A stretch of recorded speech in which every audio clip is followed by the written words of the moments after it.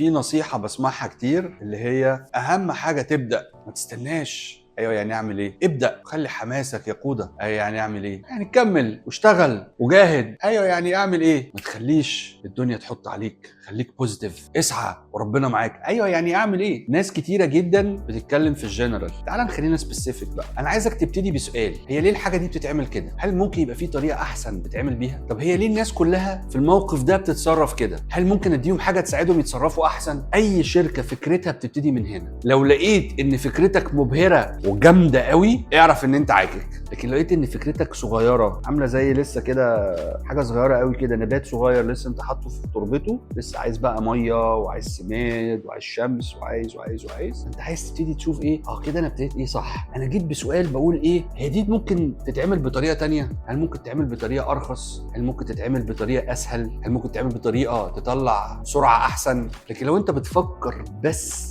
انه الفكره بص دي مبهره قوي، ده اختراع، ده كله هيتجنن عليها، دي مختلفه جدا، اعرف ان انت عاجل. رحلتك بتبتدي من هنا بسؤال.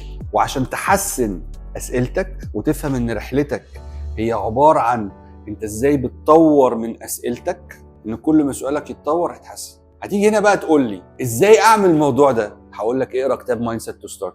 هناك هتلاقي امثله من ستارت ابس كتير مصري، يعني مش جاي اقول لك بقى تسلا واير بي ام بي وستيف جوبز، جاي اقول لك ستارت ابس مصري. اكتر من 90 مثل من ستارت ابس مصريه نجحت وفشلت. يعني في ستارت ابس كتيره هتلاقيها ما نجحتش. طيب اللي ما نجحوش دول وحشين؟ لا خالص، دول دروس مستفاده كتيره، شكرا ان هم قدموها لنا.